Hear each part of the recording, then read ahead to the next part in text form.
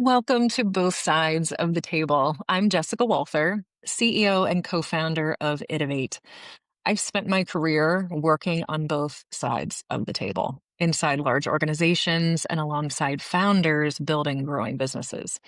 And one thing I've seen over and over again is that while the environments look different, the pressure and responsibility of leadership feel very similar. This podcast brings both sides into the same conversation to talk honestly about how leaders navigate tough moments when there isn't a clear playbook, how challenges really show up, and what it takes to move work forward between enterprises and small and mid-sized businesses. In today's episode, I'm joined by Jamie Lancaster, VP of Global Capability Center at the Kroger Company, and someone who had a big influence on how I think about leadership, for a conversation about mindset, responsibility, and the human side of leadership. Welcome, welcome, welcome. Thanks for being here, everybody. Welcome to the first episode of what this is going to turn into. Really great conversation that happens between leaders.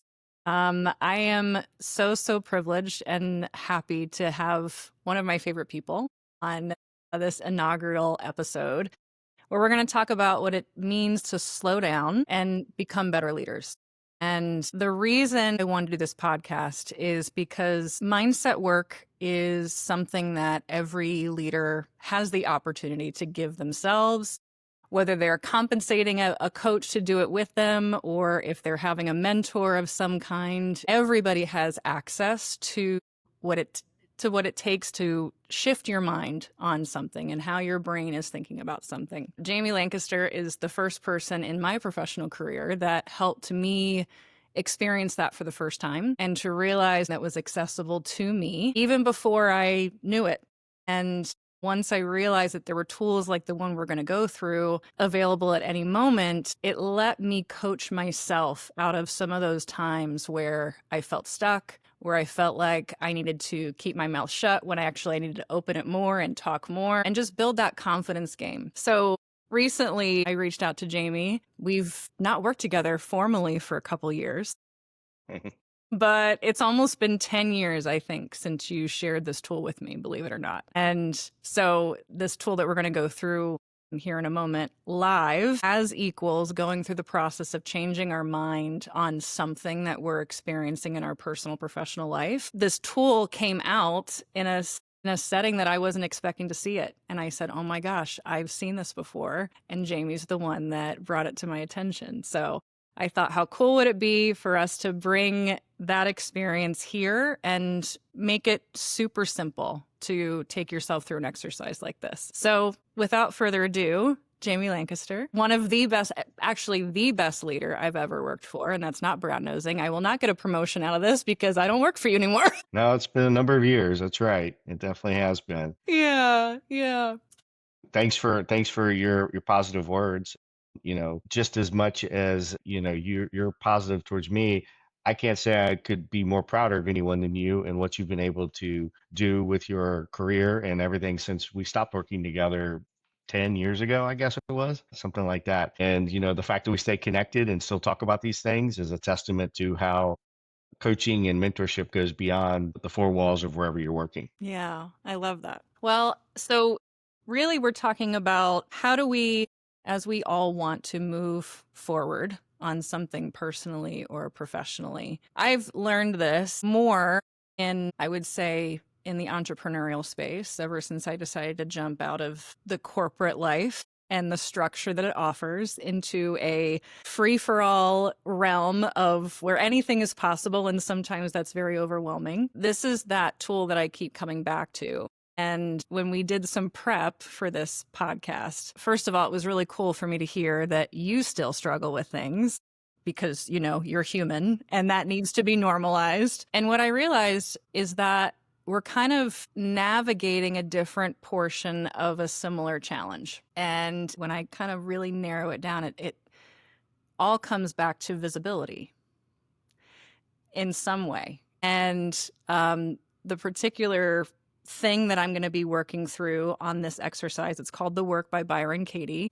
It really walks you through whatever this belief is that you're feeling blocked by, which for me is being vulnerable on LinkedIn is risky. So here we are facing that fear and working through the fear real time. And we're going to go through how do we change our mind about that? Because the first thing that we have to ask is it true? So before we get too much into the work on that, what is yours? Well, mine, it's funny because you talk about visibility. I mean, mine is really, and just to elaborate a little bit on what you just said, Jessica, I think everything comes down to whether you're an entrepreneur or whether you're working corporate. I think it centers a lot around self-doubt. We all have self-doubt. We all have a little imposter syndrome. I think those are the things that are at the core of a lot of these challenges. And I look at like the entrepreneur world like you're in, and I see you all as more like, and I'm still corporate, so for people that don't know, so I still feel more like I'm maybe part of a baseball team, and if I have a bad day, people will pick me up. I think entrepreneurs are more like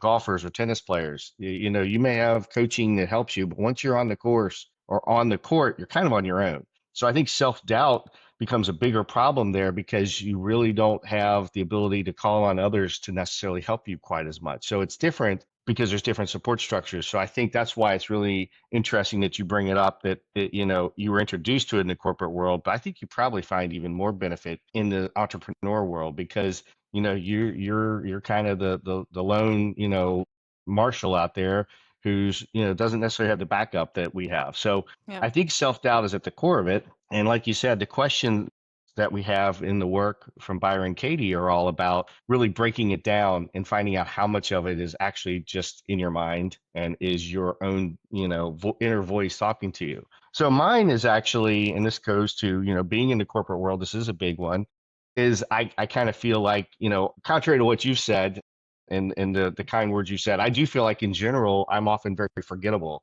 to leadership, to executive leaders, to people that I have to work with or that I'm looking to make an impression upon. I don't have the huge physical stature. They don't remember me as the 6'8" swashing guy. I don't have the physical presence. I have a kind of outgoing personality, but I'm a bit more of an introvert. So my self-doubt is that I do a lot of work, but then people say great job, but then later on when my name may or when opportunities are presented or ideas are brought up, I'm maybe not thought of as much because I feel like I'm kind of forgettable. And that drives certain thoughts in my head. It drives certain reactions that I have. It sometimes makes me make mistakes because I may over ping people to make sure that they know me.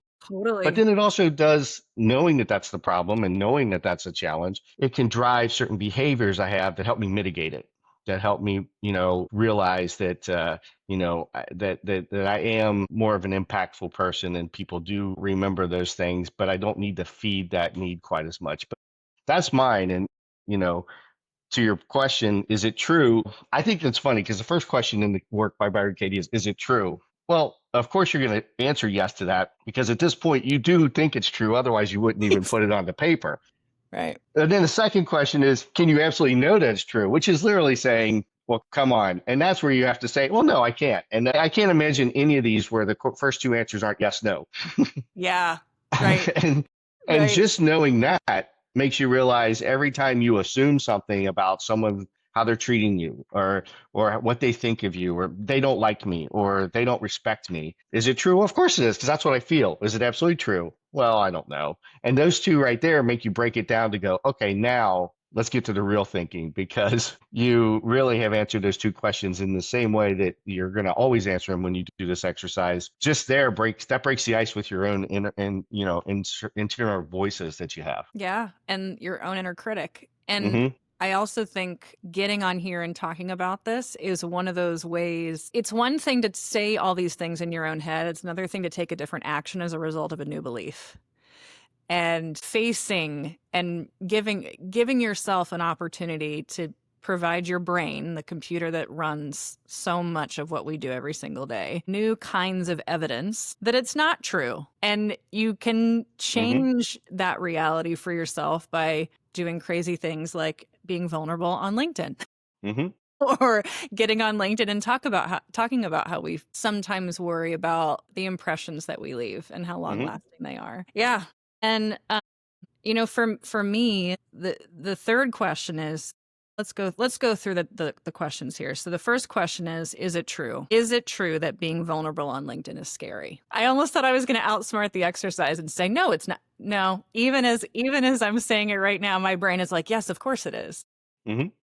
And do you feel that way too? Like if you were to ask yourself this question now, would your brain respond, yes, I'm easily forgettable, or I'm not as memorable as I would like to be? Yeah, because I still Yeah. superficially think it's true, but I also know that there's degrees of trueness. Maybe it is slightly true.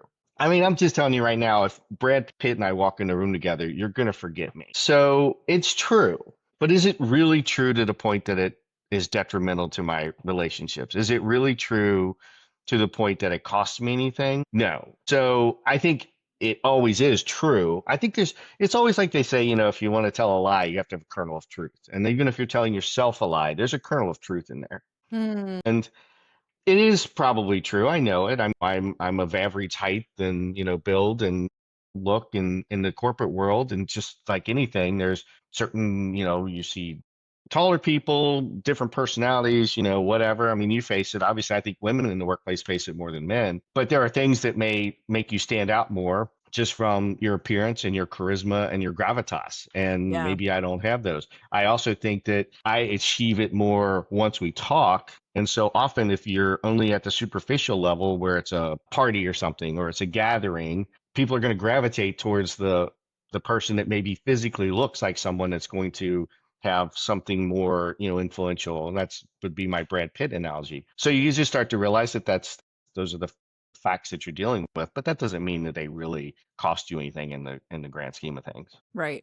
Or could it even be true because of what I actually remember about your presence in a room when we at the time were going through a massive transformation and everyone was looking for an anchor of some kind to say, are we good? Are we good? Okay, Hmm. Jamie says we're good. So we must we must be good. So, but it's interesting that there's like you keep bringing up the physical aspect of Hmm. that when really I think your emotional intelligence is such that it provides a very safe place for people. That's at least part of how I remember you after all these years, is that you just demonstrated that and created space for new ideas and innovation and in ways that, just wasn't the norm all the time Hmm. previously. So I think it's just really cool that we all think that there's some shortcoming about us that causes a result, and Hmm. it's a universal thing. And I don't think people talk about it enough. And that's what we're here to do. Hmm. So, is being vulnerable on LinkedIn risky? I'm going to say yes, it can be. Can you absolutely know that it's true? Of course, no, of course it's not.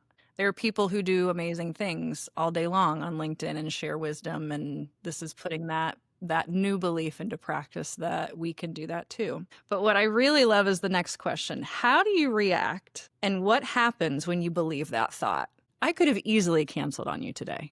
I could have been like, you know what? I have a 6-month-old. I have the perfect excuse. Let me just fall back into my old patterns and say, I'm not ready. That used to be my word. I'm not ready. Hmm. I'm not ready to tackle this. And sometimes we're not. Like maybe something it has a few too many layers to deal with it all at once. But I was never going to cancel on you because we're here to demonstrate how valuable the work is when you actually sit down and do it. Well, but do you also think about the fact that, and you said very many complimentary things about me, but you were probably more willing to do it with me being the guest than maybe someone you hadn't had this type of relationship with. So Totally. that's a mitigating strategy because you would probably be more concerned about it. You would probably feel more at risk. So you took a mitigating strategy to say, I'm going to feel more comfortable talking about this with someone that I know introduced me to it, that we have a lot of history with, that But, Yeah. so in this case, if it were Brad Pitt here, you would actually probably be more concerned. Well, I would probably I won't go there, but there's also another layer here. If I were to invite a complete stranger, would I care as much about how this conversation goes? And yeah, I'm also walking into a situation where I now have the accountability to post this thing once it's ready to Yeah. be Yeah. shared. We haven't been edited and posted yet. So this thing could still end up on the cutting room floor, I guess. So this is going live at some point because I know if I don't do it, you're going to be in my inbox or my text messages saying, "Hey, you ready to do the My thing that we said we publicist were going will to do?" definitely. I love it. I love it. So how do you react? What happens when you believe that thought? So for What comes me, up for you? Yeah. it's I'm going to my notes here. I said it makes me doubt my relationships. I fear that I'm missing out on opportunities and not coming up in crucial conversations. This causes me to then think the worst. I fill in the gap with thoughts, assuming things that that things aren't going the way that I would prefer them to go, and then the voices in my head Mm-hmm. keep feeding that. And it now it drives me to always work to maintain relationships, and connections. So there's a positive aspect to it, that it does drive me to make sure that I stay connected to people. So partially, we've stayed connected. I have a lot of relationships like this, people I've used to work with. So while it can be a demon in some ways, it does make me realize that relationships need tending to. Mm-hmm. So while it can be a little bit of a demon to me, it also makes me realize that if I am afraid of being kind of forgotten, or something that's easily forgettable, then it's my job, or it makes me feel better to then make sure I maintain connections to people that I worked 20 years ago at Fifth Third Bank with, people I worked in Service Master in Memphis with.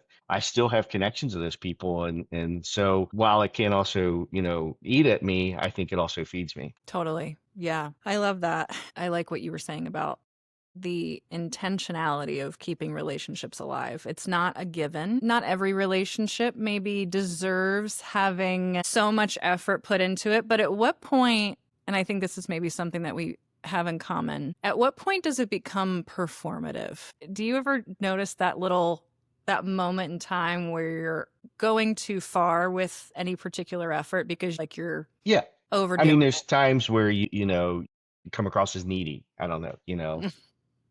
Yeah.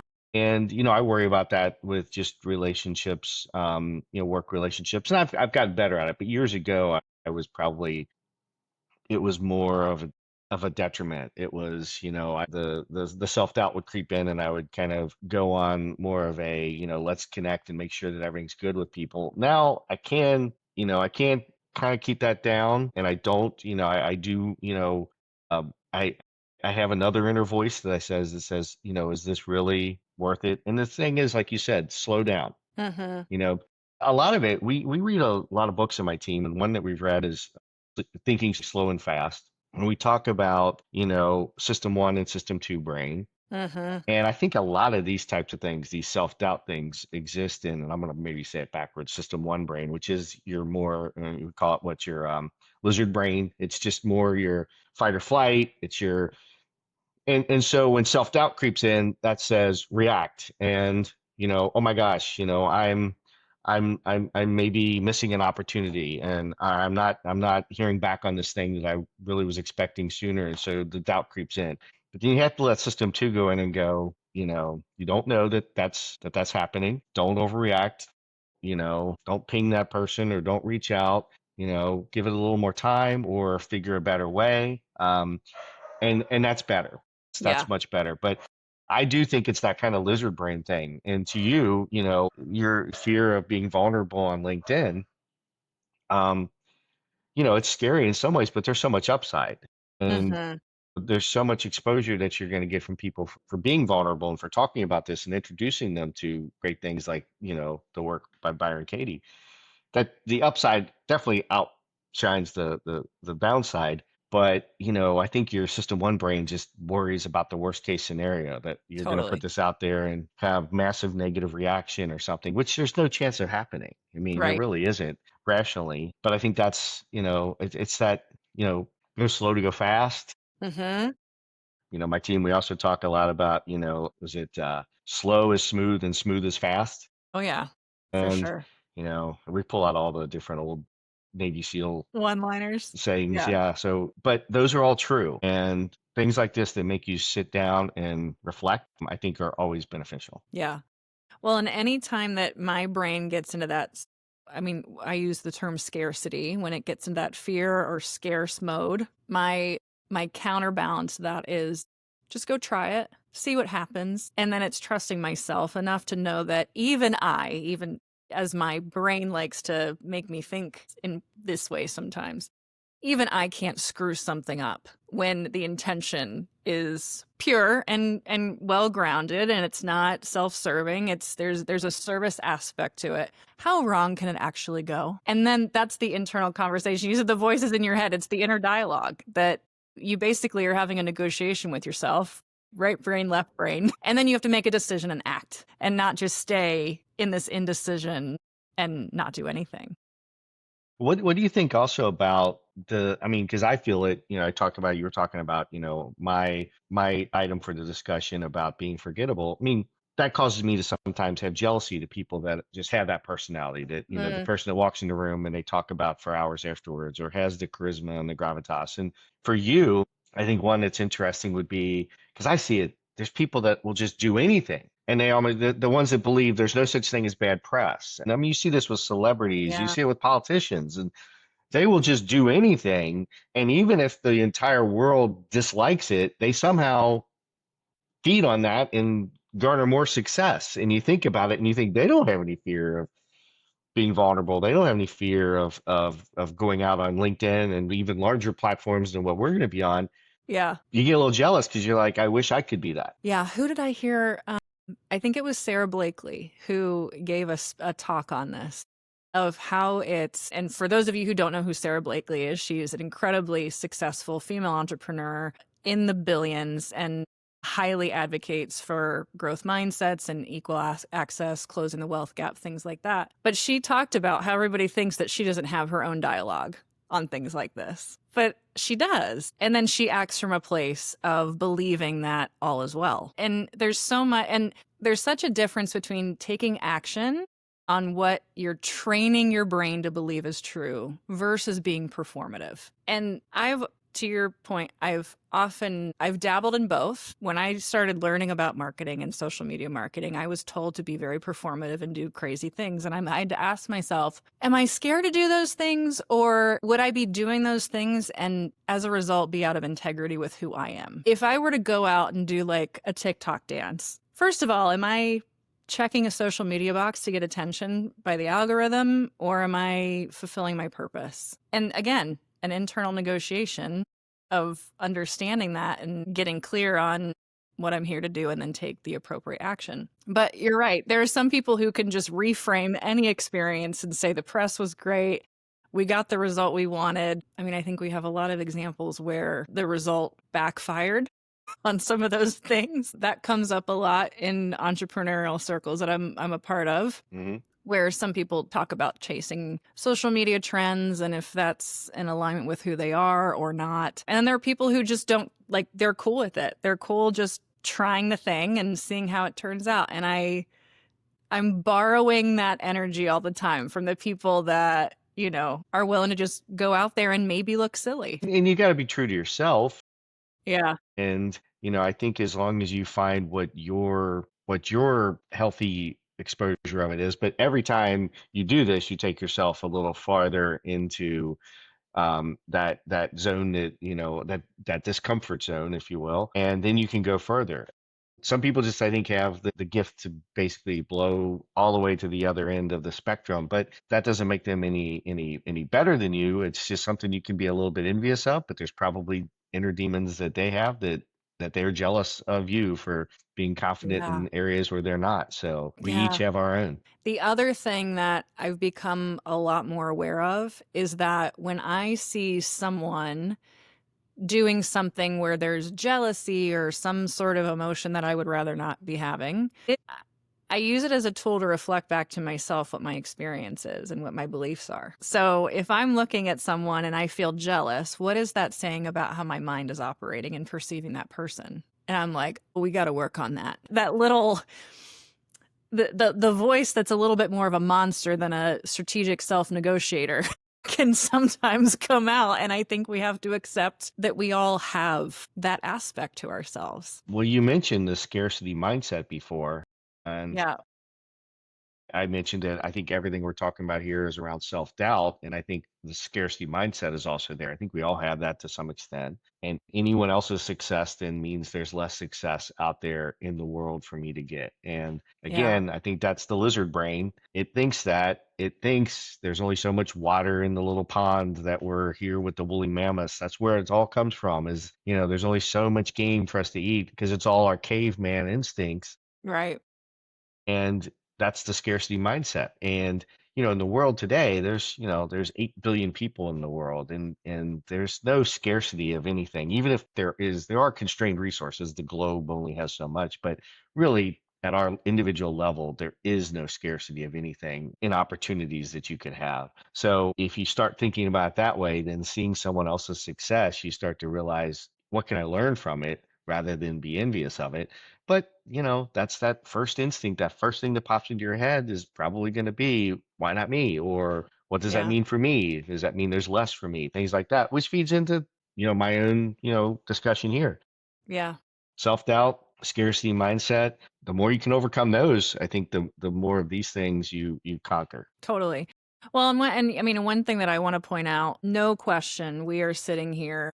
We have a privilege behind us that looks very different in different systems and structures and things like that. And from that place of privilege and opportunity, I think it's our responsibility to share things like this that are literally free and downloadable on a website, to where we can start shifting our brain, because honestly, there's no shortage of structures that surround us that tell us that we can't. Those will always be there, I think, because they're the ones that are created and have been strengthened over time. But it's exercises like this that make us think, what can I build, or what can I talk about more openly, or say, or be vulnerable by, and start to change my reality? How can I start to say the thing that maybe I wouldn't because I felt unsafe doing so? It's about facing that fear, finding other people who see things like you do, and going and creating something great. And, that's why I think it's amazing that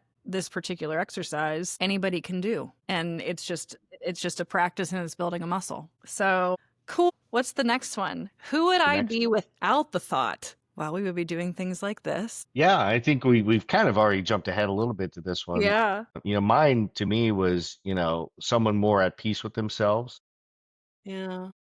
less conscious of, fear of that of omission, things like that. I mean, happier and, probably a little more effective in my actual everything I do, work or whatever, because I would silence one of those voices that's a bit of a detractor to me. But I think the biggest one would be more at peace. Totally. Yeah. And for me, who would I be without the thought? I liked your use of the word effective. We have a goal of impacting and supporting 100 women scale their businesses this year. That doesn't happen unless I show my face and use my voice. So being more effective is kind of a mandatory thing Mm-hmm. when we have a goal of that big in that short amount of time. Mm-hmm.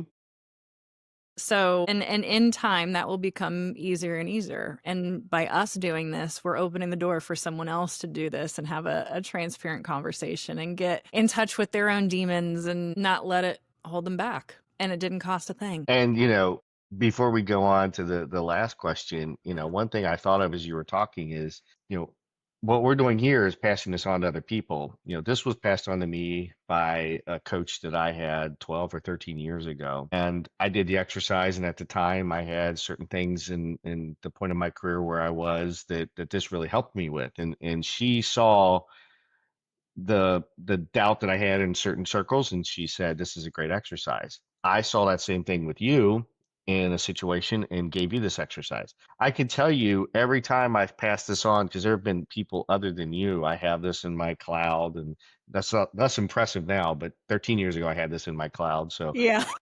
I could always pull it up and I could show it to people and I could give it to them. And every time I've done that, it benefits me because you know, when you can pass these things on and mentor people and realize what it did for you, it helps me realize that I am impactful and I am important when I'm able to basically use these tools to help people. So That's one of the things I think that's really interesting with this is that it's coaching and it's being coached, but it's basically a continuum. And the Yeah, more you pass it on, the more you stay part of that process forever. totally. I see it as a form of currency where it is an amazing thing to exchange. Cool. So So, how do you turn the thought around? well, so this is, can I change Byron Katie's process?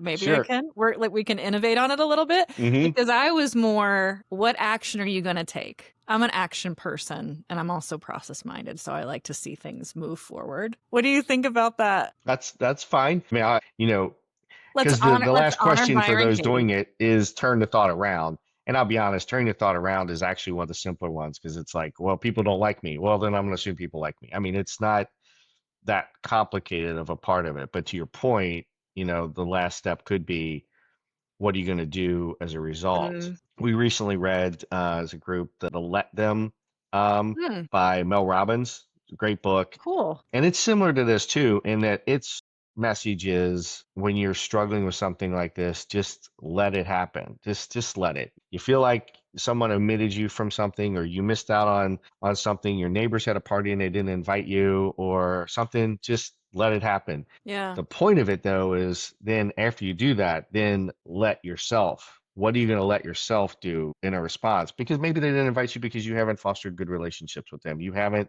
talked to them. You haven't, reached out. You've let the friendship lapse. You have some great examples of that. So to your point, what actions are you going to take as a result of that strategy, which is a mitigation strategy for the stressor, but then also what is the activity you're going to take to even mitigate it further? right. And I guess I would say for me, the first thing is to always reflect on all the success you've had because the problem is if you feel like you're missing out, it's like, but you've had all this success. And there's never been anything you've truly missed out on because when you missed out on one thing, another door opened. And Mhm. so fearing that is always, it doesn't really help you any, and you'll find another opportunity. I would say the other activity I've always done, and I told you there is a kernel of truth in everything. I'm just saying there is. Yeah, I always make sure I volunteer for the tough assignments. If maybe I may not be top of mind sometimes, but people respect my talent, then make sure you say, what's the biggest problem we have and can I help solve it? yeah, That makes me know that, and every time you do that, you have to realize you make yourself less forgettable because they're going to remember the person that said, give me the tough assignment. So yeah, my activity is to say, make yourself always be invaluable, make yourself always be, just a vital asset by, never coasting. And that drives me to that. So I yeah, volunteer for tough assignments. I take, whatever feedback is given to me and I go with it and I don't let the voice in my head talk to me too much because I keep myself always busy and challenged. And the more you're willing to do the hard assignments, the more opportunities you're going to have to work and yeah. succeed. Totally, totally. Well, I love it. You're going to see me more on LinkedIn. I have a confession to make that I have several things drafted that I have not yet posted. So this will be that's my new action. Before I was in business, I was an artist, so sometimes it gets a little bit interesting to think that things have to be perfect. That's not an artist thing, that's just a human being thing. But, just wanting to make sure the work is a reflection of who we are. I think this is a perfect representation of what it means to be that authentic self. So this will be going up, and I'll ask you to hold me to it if you see me waiting weeks on end. But no, I appreciate it, and I want you to know that when I started telling my friends that we were doing this, they were like, "Wow, he would do something like that." Because not everyone would, and it's very special to a lot of people, and I know that people who watch will feel, wow, what a way to lead in a different way. So just know that you already have fans and you haven't even met them yet. Thanks. I And there will be appreciate that. yeah, and there will be multiple clips that will feature, and you're just going to be all over LinkedIn whether you like it or Okay. not. Sounds good. I look forward to it. But I appreciate having this conversation. We've come a long way. Still doing the same exercises that we were doing 10 years ago, but we've come a long way as boss, employee, mentor, mentee, and now friends and colleagues, and just trusted confidant. So that's pretty special. Well, I read a lot of books and I do a lot of things like this, but in the bottom line is there's only 4 or 5 real things out there. Like we said, it's about relationships, it's about believing in yourself, it's about, listening to the voice in your head, but then letting your system 2 brain put some rational thought to things. And all of the tools out there and all of the books, the let them strategy, the work are all just strategies to make you have faith in yourself and conquer self-doubt and, fight off that scarcity mindset and let you celebrate your own successes and even more importantly, the successes of others. And when you Yeah. can do that, then you've really solved the. Yeah, totally, totally. Well, for those of you that want to try this, just Google the work of Byron Katie. So it's BYRONKITIE. This is generously provided on the Byron Katie International website. So you can go to thework.com. That's where you can get this specific exercise. And if you want anybody to look at your worksheet, of course, I'm open to doing that. I see this being a regular tool that we use on the podcast because it's super simple. It opens up genuine, honest conversation and personal growth, which anybody that'll be on here will be about that kind of thing. So, all right. Well, thank you for being here. Thanks for having me. I All really appreciate right. it. Really enjoyed it. Sounds Talk to you good. soon. See ya. Thanks for listening. If this conversation resonated with you, it's because these are the kinds of moments we see every day, where founders and enterprise leaders want to work together but don't always have the same language, expectations, or path forward. At Itivate, we focus on helping both sides bridge that gap so opportunities don't stall and work actually moves forward. You can learn more about how we do that through Align My Company. The link is in the show notes. And if you're a founder or corporate leader who'd like to join a future conversation, you'll also find details there on how to apply.